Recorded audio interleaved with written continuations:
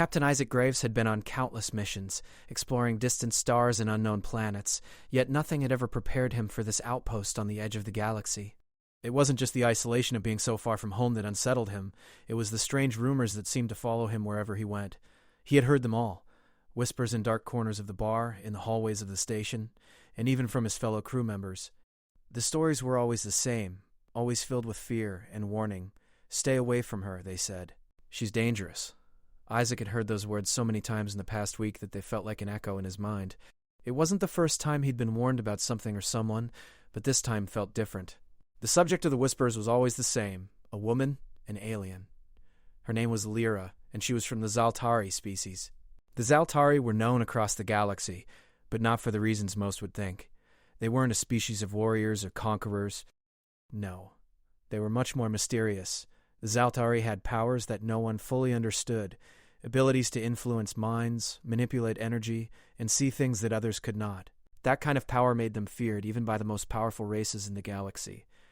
And now, one of them was here, in the same outpost as Isaac. It was said that she had been exiled, cast away by her people for reasons that no one truly knew. Isaac wasn't one to follow the crowd, though. He wasn't afraid of rumors or stories told in the dark. He had seen too much of the galaxy to be frightened by the unknown. But there was something about Lyra that piqued his curiosity. No one had ever seen her up close, not for long anyway. She was always surrounded by silence, as if the room itself parted to give her space. One evening after another long day of work, Isaac found himself at the station's bar, sitting alone in a quiet corner. His drink sat untouched in front of him as he stared into the dark liquid. The station, a place designed for both trade and diplomacy, always had a mix of travelers, soldiers, and outcasts. Tonight it was quieter than usual, the hum of low conversations filling the air. Isaac preferred it that way, a peaceful moment away from the chaos of his duties. But as he sat there, he felt a strange change in the atmosphere. The room seemed to grow colder, the noise growing quieter. Isaac's gaze lifted from his drink, his eyes scanning the room. Then he saw her, Lyra. She stood at the entrance, her tall frame casting a long shadow across the floor. Her skin shimmered with a soft blue glow, and her hair, silver and flowing, framed her face in a way that seemed almost unnatural. But it wasn't her appearance that made the room fall silent. It was the sheer presence she radiated. The others in the bar, from the regulars to the traders, all stopped talking. Some stared at her with fear, others with fascination. Isaac had never been one to be intimidated easily, but he couldn't deny the pull he felt toward her. It was as if her presence drew him in, like a magnet to metal. Without thinking, he stood up from his seat and made his way toward her. The room was still. Every step he took felt like it echoed in the silence, yet he couldn't bring himself to stop. When he reached her, she turned her head slowly, locking eyes with him. The world around them seemed to fade as their gazes met. "Captain Isaac Graves," she said softly, her voice a low melody as though each word was carefully chosen. Her tone was neither cold nor warm, but it carried a weight, a depth that was impossible to ignore. "I've been waiting for you." Isaac's heart skipped a beat. It wasn't just the words that caught him off guard, but the way she said them. It was as if she already knew him, as if their meeting had been destined. He didn't know why, but he felt like he had to sit with her. The warnings echoed in his mind, but they faded quickly, replaced by an overwhelming curiosity. "I don't know what you mean," Isaac said, his voice steady, though his mind raced. He sat down across from her without thinking, staring into her silver blue eyes.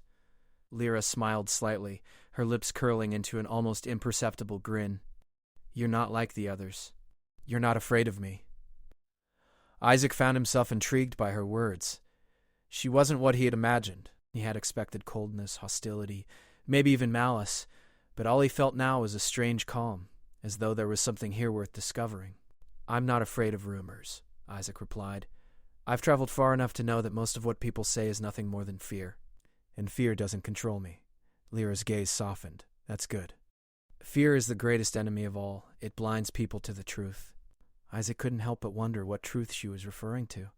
He had heard stories about her, about the powers she was supposed to possess, powers that made her a threat to both her own kind and the humans who were stationed here. But as he sat there looking at her, he couldn't see a threat. There was something in her eyes, something that called to him. "I'm here because I need your help," she said, her voice barely above a whisper, "and I need you to trust me." Isaac raised an eyebrow. Trust you? You're an alien from a species that's been labeled dangerous, and you want my trust. Lyra nodded. Yes. I'm not like the others. I've been cast out, exiled by my own people because I dared to question their ways. But the truth is, I'm the only one who can stop what's coming. Isaac leaned forward slightly. His curiosity had turned into something more, something deeper. What's coming? The war? Lyra replied, her tone grave. The war that's been brewing for generations between my people and the others. It's not just about territory or power. It's about survival. If I don't stop it, the entire galaxy will burn. Isaac felt the weight of her words. This wasn't just some isolated conflict. This was something much bigger, something that could affect everyone, everywhere. Why me? Isaac asked. Why come to me for help? Lyra's eyes never left his, because I believe that humans, people like you, are the key. You have something the Zaltari don't. You have the ability to see past the fear and understand what truly matters. Isaac's mind raced. He wasn't sure what he had just agreed to, but something inside him told him that this was important. Maybe it was the way she spoke, or maybe it was the connection he felt to her, but deep down, Isaac knew that this was no ordinary meeting. It was the beginning of something much larger than he could have ever imagined. As the bar returned to its normal hum, Isaac sat with Lyra, unsure of what lay ahead, but certain that this was only the start of a journey that would change everything. The days following Isaac's encounter with Lyra were unlike any he had experienced before. Despite the warnings and rumors that had surrounded her, he found himself drawn to her. The bar, once a place of quiet respite for him, became a place of mystery. Isaac no longer sat alone, nursing his drinks in silence. Instead, he sat across from Lyra, listening to her speak of things no human had ever heard before. It wasn't just the words she spoke, it was the way she said them. Lyra spoke of her people, the Zaltari, with both respect and regret. She spoke of a civilization ancient beyond reckoning, a race that had once stood at the pinnacle of power and knowledge, only to fall because of their own arrogance. The Zaltari were a people of mystery, their powers so great that even their closest allies were afraid of them. Lyra's people could manipulate minds, bend energy, and alter the very fabric of reality in ways that were beyond human comprehension. But all of this power came with a cost. It was not just their enemies who feared them. Their greatest enemy was their own potential for destruction. It's not the powers that make us dangerous, Lyra had told Isaac one night, her voice low and steady. It's the way we use them, the way we believe that we are above the natural order. That's why I was exiled. Isaac had always been a man who believed in balance. He had seen the destructive side of unchecked power on his missions across the galaxy. Planets torn apart by war, civilizations destroyed by their own ambition. But there was something in Lyra's eyes, something that told him she wasn't like the others. She wasn't consumed by her powers. She had control, and more importantly, she had a purpose. I wasn't exiled because I was weak, she continued, her eyes locking with his. I was exiled because I was the only one who could see what was coming. I tried to warn my people, tried to convince them to stop the war, but they wouldn't listen. So I had to make a choice. I had to leave before it was too late. Isaac listened, captivated by her words. The more she spoke, the more he realized that everything he thought he knew about the Zaltari was wrong. They weren't just another species of conquerors. They were a people who had once been full of hope, full of potential, but who had lost their way.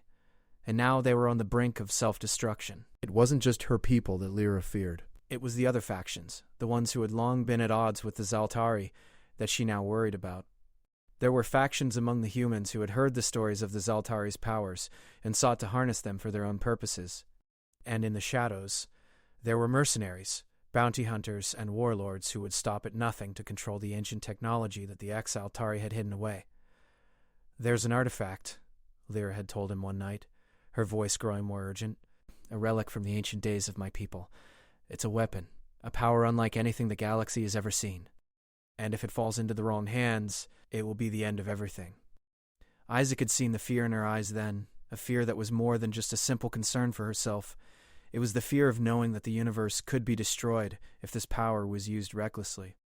He didn't fully understand what she meant by the artifact, but he could see that this wasn't just some mission. It was personal. For Lyra, this was the last chance to save her people, and perhaps the galaxy itself. He had asked her how he could help.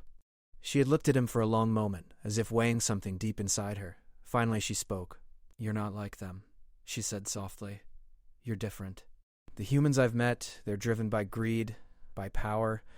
But you, Captain Graves, you're driven by something else. I need someone who can see beyond the politics, beyond the power struggles. I need someone who can help me find the artifact before it's too late. Isaac had never been one to jump into things without thinking. He had seen enough of the galaxy's conflicts to know that helping someone like Lyra could be dangerous. But there was something about her, something that made him trust her. She wasn't asking for power. She wasn't asking for revenge. She was asking for help, not for herself, but for a future that was slipping away from her people. I'll help you, he had said before he even knew what that truly meant. But we do this my way. We take it slow, we gather information, and we don't rush into anything. Lyra had nodded, a small smile touching her lips. I would expect nothing less from you. The days that followed were filled with tense planning. Isaac and Lyra spent hours studying old texts, old maps, and hidden coordinates. The artifact wasn't just any object. It was hidden deep within the ruins of a planet lost to time, a place that even the Zaltari had abandoned. It was said that only those who truly understood the ways of their people could uncover its location. Lyra, with her unique knowledge of her culture's history, was their best guide. But as they planned, Isaac began to notice something strange. Despite their careful preparations, there were forces moving against them. Ships from various factions began to arrive at the station, their crews scanning for something, or someone. Isaac couldn't help but feel that they were being watched, that someone knew exactly what they were after. And it wasn't just the Zaltari who were looking for the artifact. There were others. One evening, as the two of them were leaving the station's planning room, Isaac felt a strange presence. A man, cloaked in dark robes, stood in the shadows near the docking bay. He didn't speak, but Isaac could feel his gaze, cold and calculating, fixed upon him. Lyra noticed the man as well. Her hand instinctively moved toward her side, as if reaching for something that wasn't there. "Who's that?" Isaac asked, his voice low. "I don't know," Lyra replied, her tone suddenly tense. "But he's not here by chance. We need to leave. Now." Before Isaac could respond, the man stepped into the light. His face was hidden by a dark mask, but his presence was unmistakable. "Captain Graves," the man said, his voice deep and controlled. "You've made a mistake. You don't know what you're getting into." Isaac's hand instinctively moved toward his sidearm, but Lyra stopped him with a sharp gesture.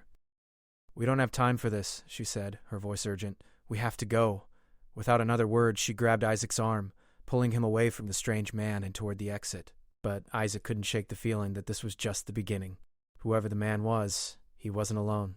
And the galaxy's deepest secrets were about to be revealed. Isaac had already made his choice. He would follow Lyra, even into the unknown, because for the first time in a long while, he felt that what they were about to face was bigger than any of them. It wasn't just a war anymore. It was the future of the galaxy, and it was in their hands. Isaac and Lyra's journey had taken them across the galaxy from one planet to another through dangerous terrain and hidden spaces. But nothing could have prepared them for what lay ahead. The artifact they were searching for wasn't just a relic. It was a weapon of unimaginable power, a tool that could change the course of the galaxy's history. But finding it was proving to be harder than they had ever imagined. The planet they had arrived on was ancient and covered with dense jungles, filled with strange, unknown creatures and treacherous landscapes. The air was thick and humid, a stark contrast to the sterile environments Isaac was used to on space stations. The ruins they sought were hidden deep within this planet's uncharted forests, where no one had dared to venture for centuries. Only a few ancient texts, mostly forgotten, held the key to its location. Isaac could sense the weight of the task ahead of them. This wasn't just about finding an artifact. This was about preventing a disaster. The knowledge they were after could either bring peace or destroy everything. And that knowledge was guarded not just by time and distance, but by a series of deadly traps that had been placed there long ago. As they made their way through the jungle, Lyra led the way with confidence, her pace steady despite the thick vegetation. She had grown up in environments like this, navigating her home planet's wild terrains with ease.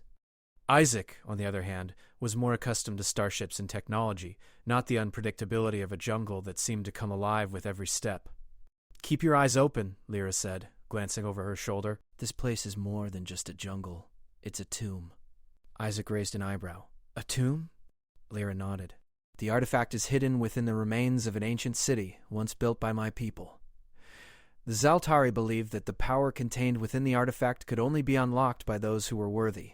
The city was designed to test anyone who sought it. Isaac's mind raced as he followed her. This wasn't just about finding a physical object. It was about proving themselves, about being worthy of unlocking the artifact's power. And the deeper they went into the jungle, the more Isaac began to feel the weight of that challenge. The air was heavy, and the strange calls of unseen creatures echoed through the trees, making the entire journey feel like a slow march into the unknown. After hours of trekking through the thick undergrowth, they reached a clearing. At the center stood a massive stone structure, its walls covered in ancient symbols, worn by time but still visible. The ruins were grand, much larger than anything Isaac had expected. The place felt alive, as though it had been waiting for them, its dark secrets eager to be uncovered. "This is it," Lyra whispered, her voice full of awe. "The city of the Zaltari." Isaac stood in front of the ruins, taking in the magnitude of the place. The stone was etched with intricate patterns, and the air around them seemed to hum with a strange energy. It was as if the city itself was alive, as if the walls had witnessed centuries of history and held the answers to 1,000 questions. "What now?" Isaac asked, his voice low. Lyra turned toward him. "Now we enter. But we must be careful. The city is full of trials designed to test those who seek the artifact. Only those who are worthy will be allowed to pass." Isaac wasn't sure what that meant, but he didn't argue. He trusted Lyra, even if she was asking him to face something he didn't fully understand. They entered the city, their footsteps echoing in the vast, empty halls. The walls around them seemed to watch, the carvings staring back at them with eyes that held centuries of wisdom. The first trial came sooner than expected. As they walked through one of the grand hallways, a loud crack echoed through the stone. The ground beneath them shifted, and a massive stone door slammed shut behind them, trapping them inside. Isaac's heart pounded as he realized that they were not alone. "Look out!" Lyra shouted. Before Isaac could react, a giant stone statue, ancient but still moving with surprising speed, appeared from the shadows. Its eyes glowed a bright, eerie blue, and its stone fists were raised, ready to strike. Isaac barely had time to think. His military training kicked in, and he quickly dove to the side as the statue's fist swung past him, missing him by inches. The stone cracked where it hit, sending debris flying. Isaac quickly rolled to his feet, scanning the area for anything that could help. Lyra stood motionless, her eyes focused on the statue. She raised her hand, and Isaac saw the faintest shimmer of light around her fingers. For a brief moment he thought she was using her powers to manipulate the stone, but the moment passed and the statue lunged forward again, this time aiming directly for Isaac.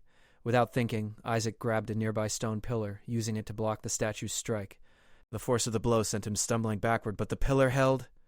Isaac gritted his teeth and pushed against the stone, determined not to give up. Lyra's voice broke through the chaos. "You have to focus. Use your mind. The trial is testing your worth, not your strength." Isaac took a deep breath, forcing himself to calm down. He realized that this wasn't a battle of sheer power. It was about understanding. The statue wasn't just attacking.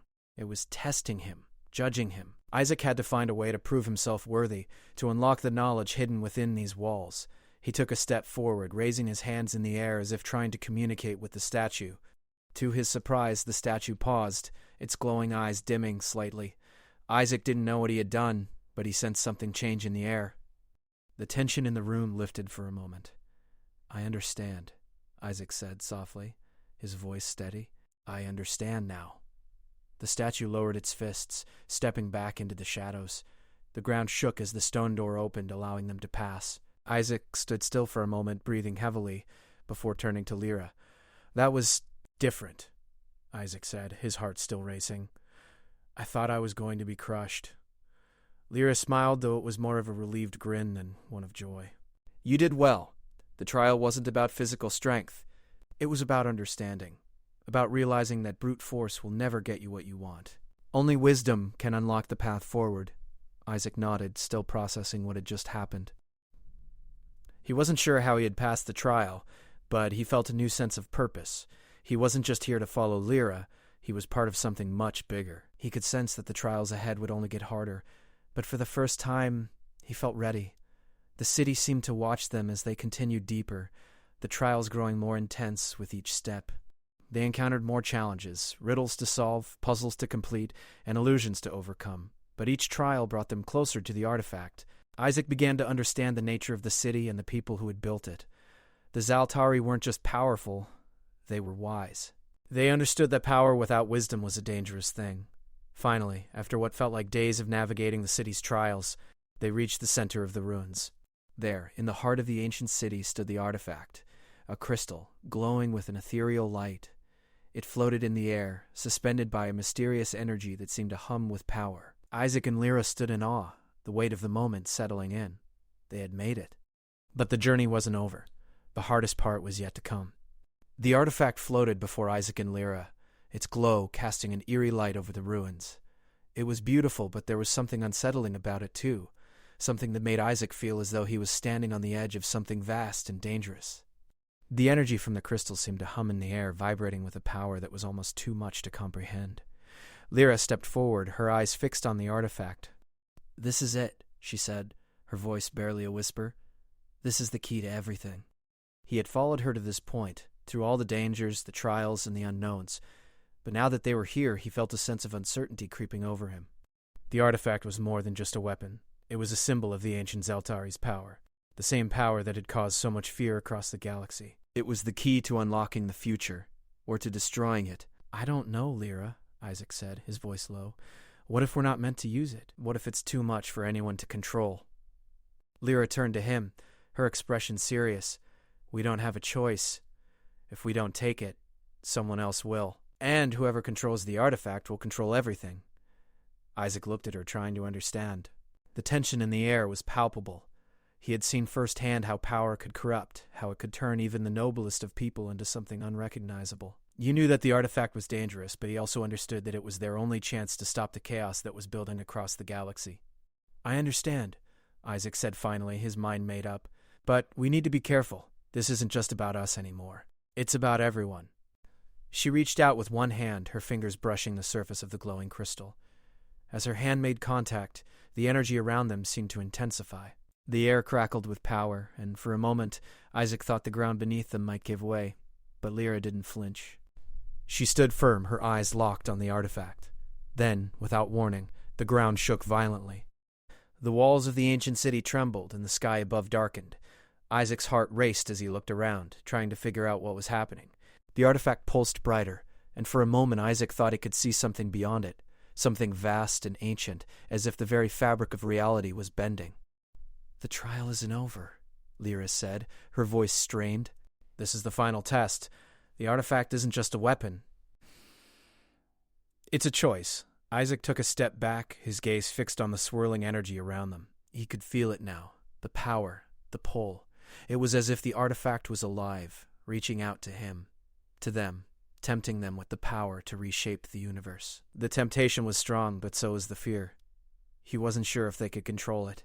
"What do we do?" Isaac asked, his voice tight. Lyra turned to him, her expression pained. "We have to make the choice. The artifact will only reveal its true power to those who are willing to accept its consequences." Isaac swallowed hard. The weight of the decision was heavy on his shoulders. He knew the stakes. If they chose wrong, the entire galaxy could be doomed. But if they chose wisely, they might have a chance to stop the war, to bring peace. It was a chance he couldn't ignore. "Are you ready for this?" Isaac asked, his voice steady despite the fear swirling in his chest. Lyra nodded slowly, her gaze unwavering. "I've been ready for this my entire life, but I can't do this alone." Isaac took a deep breath and stepped toward her. The air seemed to hum with energy as he reached out, his hand hovering just above the artifact. The moment his fingers made contact, a surge of power shot through him. His vision blurred, and he felt as though he was falling, as though the ground beneath him had disappeared.